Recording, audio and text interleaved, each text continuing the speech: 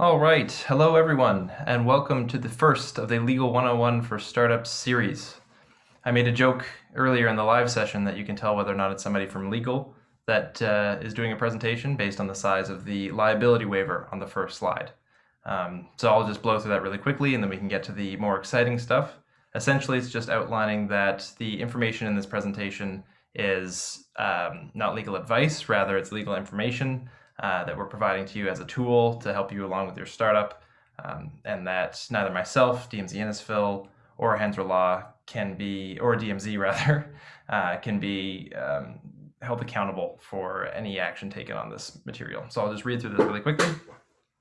This presentation has been provided by the DMZ, DMZ Innisfil, and Hands Law for informational purposes only, and does not constitute advertising, a solicitation, or legal advice. Neither the transmission of this presentation nor the transmission of any information contained in this presentation is intended to create, and receipt hereof or thereof does not constitute formation of a lawyer-client relationship. The information contained in this presentation is provided only as general information and may not reflect the most current legal developments. Accordingly, information on this presentation is not promised or guaranteed to be correct or complete. DMZ, DMZ Innisfil, Hands Law, and Nic Hill expressly disclaims all liability in respect to actions taken or not taken based on any or all of the contents in this presentation.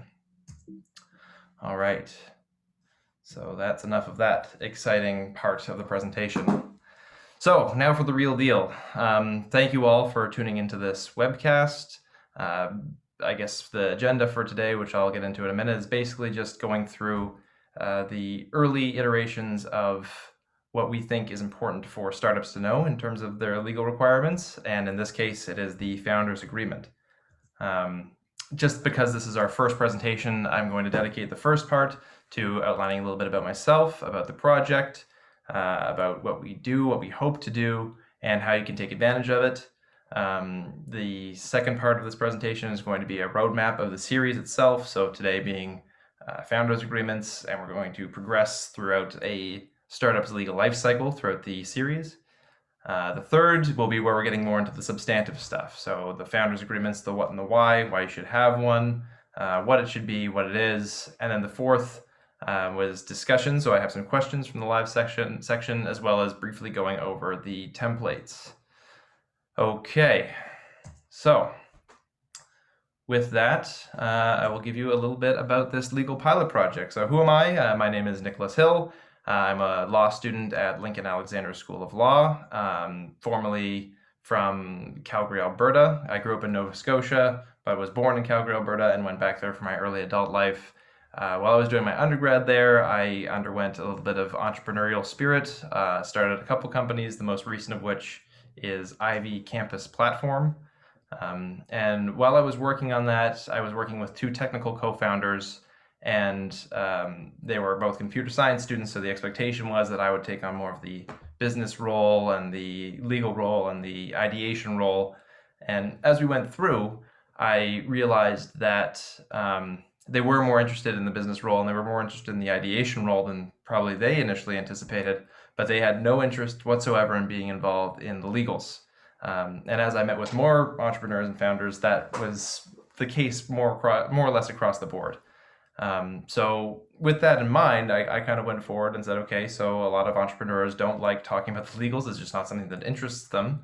And to boot, they're relatively inaccessible for people in the early stages. For us at Ivy, for example, we were bootstrapping, we were students, we didn't have a whole lot of money, we were pre-funding, pre-revenue.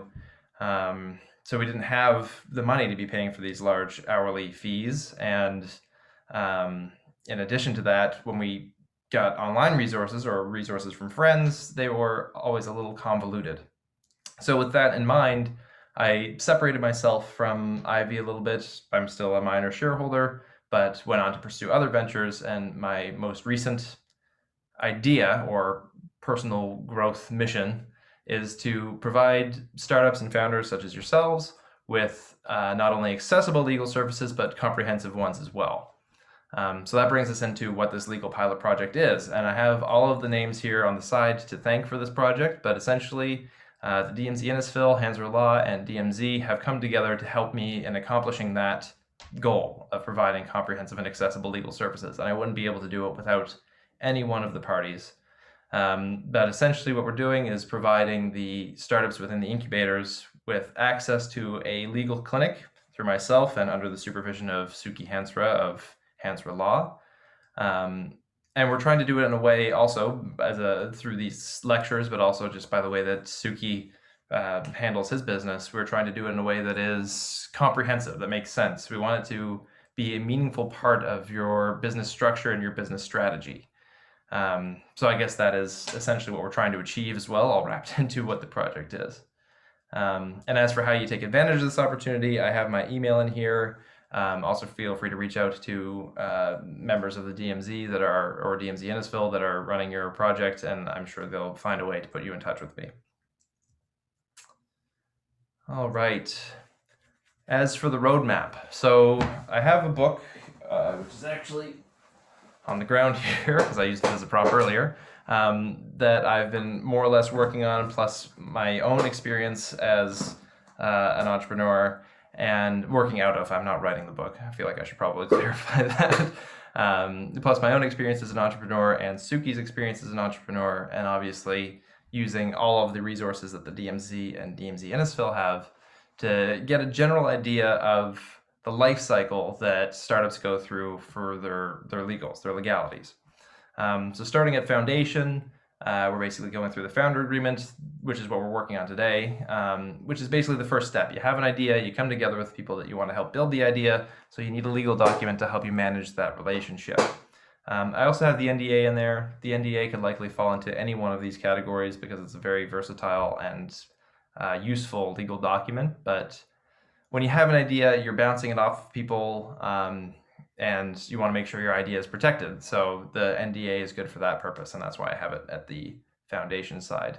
And the template for that will be to follow as well. The templates for the founders agreement are already available to the DMZ, and I'm sure they'd be more than happy to provide you with those. The next step of the life cycle is ownership. So business foundation, incorporation, setting up your entity, more for audit purposes, basically making sure that you are, in the eyes of the government and the eyes of society, a actual legally binding entity. So there are certain requirements that you need to do in order to accomplish that. The articles of incorporation, you need to have the minute book on hand, not only for audit purposes, but just to show that you're a company that does your due diligence, making sure you have everything that you're doing always documented for your own safety and for continuity of business, essentially. And then also the shareholder agreement, how the company is divvied up. So shares being securities obviously are highly regulated, so it's important to make sure that you have really close documentation of what shares you have, where they're allocated, what types, etc. So then we have the preparing for market. These are the types of things that we're imagining are more integrated into your product itself. So privacy, GDPR, both important to have for use, terms of conditions, basically the types of things that your customer needs to be aware of when they're actually using the product itself. So when you think about terms of use, you sign into an app, you're about to register for Instagram, you're about to do an update for Apple, basically always going through making sure that you agree to the terms of the use of the most recent product. So we hope they're difficult to template, so we're trying to figure out how to circle that square. But in one way or another, this program is going to seek to help you with those, even if it's just through a lecture with me. Staffing and capacity is more or less self-explanatory. Basically, when you start to grow the pot of your company and you start bringing on people from the outside, whether it be contractors, whether it be new employees, you want to make sure you have separate documentation to manage those relationships that are distinct from your founders agreement. So I won't go into the depth of all those, but you can see them outlined there, and we'll have templates for those as well. And then running the show, which are the operations requirements. These are the things that manage your relationship with your customer or the creation of your product. So whether it's a manufacturer, service provider, or your customers, basically these are the evolving and moving documents that you need to have when you're actually running your business. So over the course of the next 16 or so weeks, I think we're down to maybe 14 weeks now, we're going to be going over these in these lecture series, in these webinars, and myself and my supervisor and my academic supervisor from Lincoln Alexander School of Law, Angela Lee, and then obviously Suki Hensra, will be preparing the documentation for you here. All right, so now we are into the nitty-gritty, getting into what we're here to talk about today, which are founders' agreements, the what and the why. So essentially what a founders agreement is, it's a legally binding document that is intended to manage the relationship among the founders. So you're coming in with a new idea, you have somebody that you want to start it with, you basically want that relationship between you and the other person that's building the company to have some sort of legal effect. I came across a quote, which I think is actually on the next slide, so perhaps I'll wait until then. But basically, you can't predict what's going to happen in the future, and you want to make sure that above all else, the idea that you're trying to put together is being regulated in a way that makes sense and that will actually help forward the success of your business.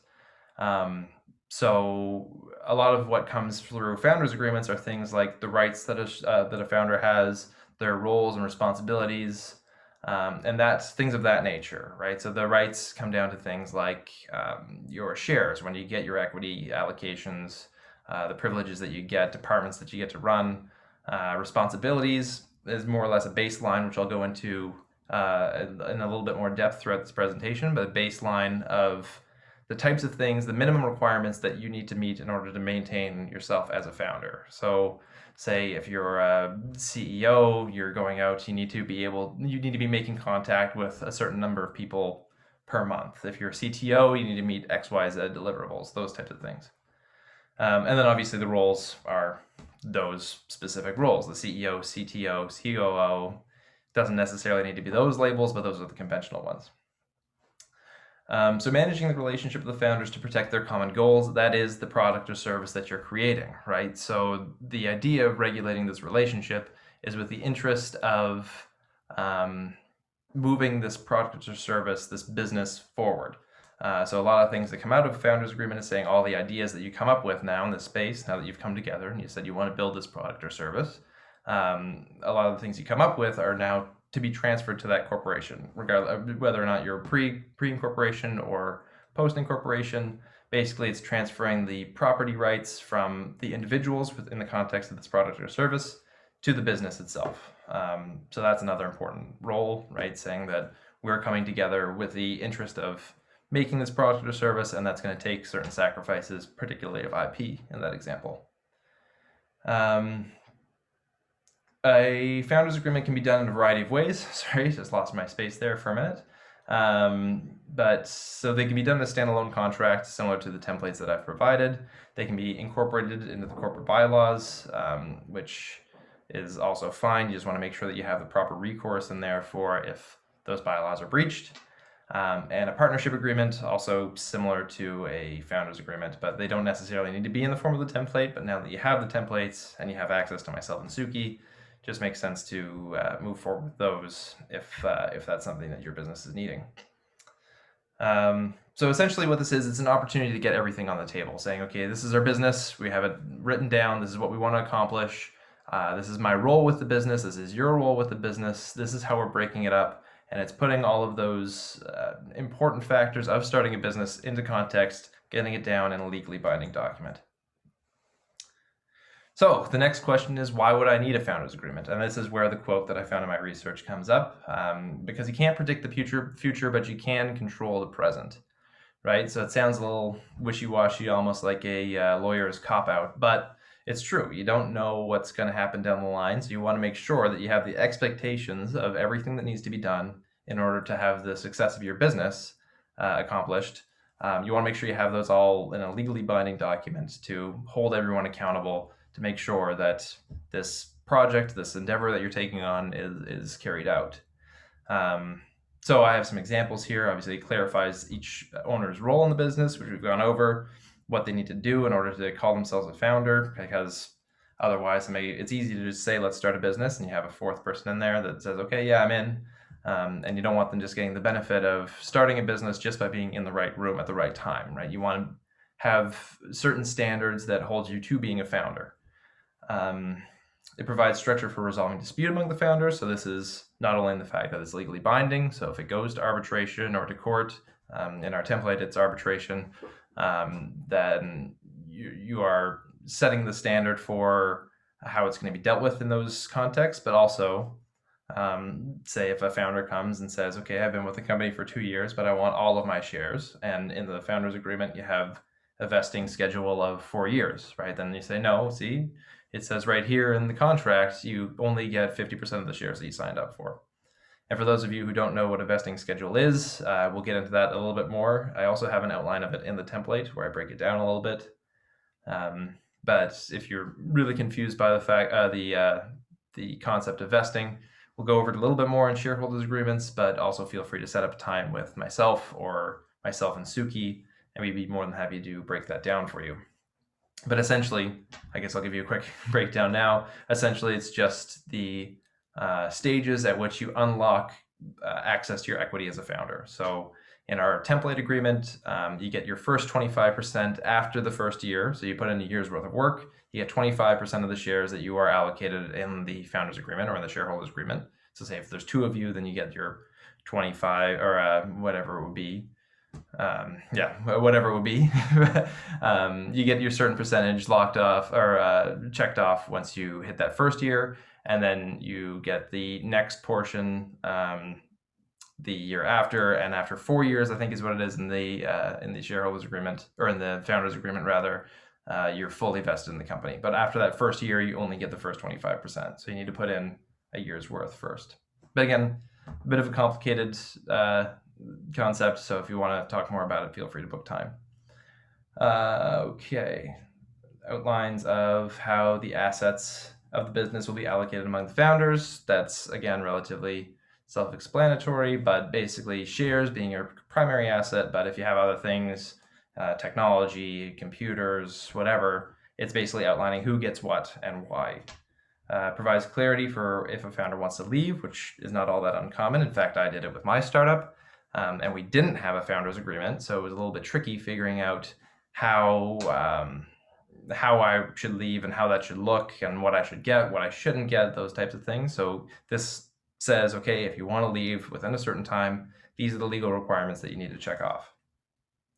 And it indicates to investors that you're a serious business. I know in the cases of many angel investors, many VCs, and I believe even some incubators, including Y Combinator, you need to have things like a founder agreement in place, because it just shows that you have structure, that you've put some thought into it, and that you've done your due diligence, that they don't need to come in and say, okay, who has shares, and you just shrug it off, right? Everyone knows where everything is. All right, what can be included? So this is essentially the breakdown of what we have in our template. They're pretty straightforward, but I guess I'll go through them one at a time here. So the names of the founders in the business, obviously that's straightforward. You want to have your name in there. You want to make sure that everyone that is a founder or that's going to be a founder is included. So sometimes there's clauses that say whether or not somebody can be added as a founder and how that process would go down. Length of validity is similar to exit clauses, and basically it just ensures that the founders agreement basically outlines at what point it's set to change, right? You don't want to be managed by the same founders agreement all the way throughout the evolution of the business, because things do change. So you want to have those provisions really clearly outlined. Company goals is one that we've included in here. It's not included in every founders agreement, but I think it's important. It's in our appendixes in our templates. But basically just outlines the checkpoints, what you want to accomplish. You know, you're coming together with people to form a business. You want to make sure you know what the checkpoints of that business are. You want to make sure you're meeting the deliverables, right? The same way you would expect an employee to.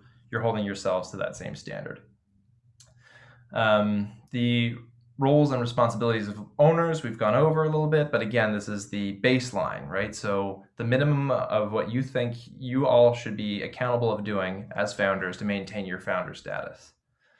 The equity breakdown, obviously pretty self-explanatory. One of the things people are most excited about when they're getting into a business is discussing equity. It can be pretty straightforward. It is in our template. You just say the name, your equity allocation. So again, if there's two of you, you get 50% each. The vesting schedule, which we've gone over, which again is 25% after the first year, and then the remaining 25% after for the 4 years following that.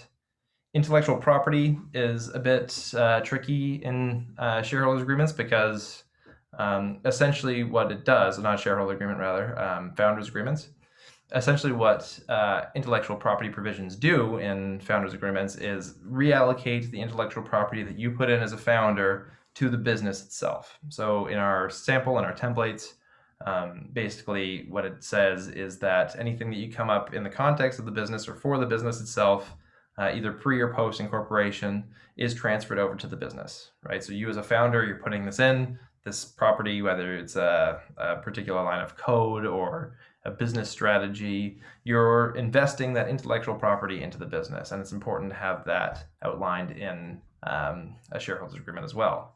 Salary and compensation is not included in our outline. It's easy enough to add. If you need it added, feel free to book time with myself and Suki. It's not applicable to everyone in incubators all the time. If you are giving yourself salary or the co-founder's salary, because keep in mind, this is different from regular employment salaries, but if you are paying yourself a salary and you want that included in your founder's agreement, feel free to reach out. And exit clauses similar to validity. If somebody wants to capitalize on their status as a founder, if somebody wants to leave because of other life forces beyond their control, then it's important to have ways to regulate that, right? It's important to be able to give a little bit of flexibility so that people don't feel tethered and creates resentment, but also you want to make sure that it's able to be clean and that everything that needs to get done from a legal standpoint is done through that agreement in terms of exiting as a founder. All right, so that was pretty quick. This was discussion time in the live version, so I guess I'll go over a few questions that I got when I was in the live session. The first was, can someone be added to a founder's agreement? The answer is yes. In our template, we do have a clause for that. I think it might need a little bit of work. I think it could be thickened up a little bit. So if you are wanting to add somebody as a founder to the template, then it might be worth booking some time with myself and Suki so that we can chat a little bit about what exactly you want to include in there. As it stands, it's just one provision basically saying you need unanimous support from the founders, which is good, but if there's anything that you want aside from that added in there, we can write it in, but it's pretty broad at this point. But yes, a founder can be added. They just need to be written into the agreement and need to have unanimous support of the current founders. Can someone not signatory to the founders agreement still be called a founder? So this was an interesting question, and one that I think might merit a little bit more research. So I just want to clarify that this is not legal advice, but in my mind, if somebody wants to be called a founder and they're not signatory to this founders agreement, that's fine. It's a title. You're free to call people what you want within your company, I would imagine. But if they're not signatory to this agreement, then they're not signatory to the benefits or the liabilities that would come from this, right? So they can't be held to the same standard in terms of roles and responsibilities. They can't be held accountable to the vesting schedule unless it's included in their employment contract, right? So yes, somebody can be called a founder and not be included in this original founders agreement. If you can add somebody in anyway, might as well. If you want them to be held to different standards but still be called a founder, then I'm sure that's fine. I would, it just makes sense to always have a legal document outlining what that person's role is and what are the elements of the contract that govern that relationship. Is this are founders agreements interchangeable with shareholders agreements was a big question, and no, they are not. Often there's some overlap between the two, but they're very different. Shareholders agreements are meant to really get into the nitty gritty, down into the depth of the shares of a company, whereas a founders agreement is really to manage that relationship among the founders. So it's important to note the difference there. If I'm coming into an agreement with founders from a previous venture, do I need a new founders agreement? I'm trying to remember the context of that from the earlier live lecture. I guess generally what I would say as legal information is if you're entering into a new venture, it doesn't hurt to contract into a new founders agreement. So again, not legal advice. Those are just my general thoughts on some frequently asked questions. Now, I'm going to quickly go over the templates as I did earlier today because you all didn't get to, sorry, I'll put my map down there. Take advantage of this earlier. So this is what the template will look like. It is available to you. We have the disclosure in there again. And the downside of having to do contracts are that they are always kind of written in legalese. They're not overly clear, but to try and align with this program, we try to take the elements that are a little bit more complex and break them down in a way that's more simple. So things like constructive dismissal, not overly clear what that means unless you've been to law school. So what I try to do is put it in more plain English in a way that made sense, give a couple examples, etc. So I tried to do that for all the parts that were complex to me. Some things are pretty clear, pretty straightforward. So reimbursement, each founder shall reimburse any founder that incurs an expense related to the startup proportionately based on their equity allocations to such founders' equity distribution pursuant to Section 5. And Section 5 obviously breaks down the equity allocations. So that's pretty straightforward when you read it. You don't really need much expansion on that. Things like the vesting, I have in here in a little bit more depth because they're a little bit more complex. So essentially, I tried to break down the elements of the contract that need to be written a particular way, but I tried to break them down in a way that made more sense in plain English. So yeah, I think that is all for the template. I guess my one final thought there would be, if you do have any questions about it, obviously feel free to schedule time with myself and Suki, and we would be happy to discuss it with you. Other than that, I hope this information was helpful. I hope the templates are helpful, and I look forward to seeing you all at the next lecture. All right, thank you.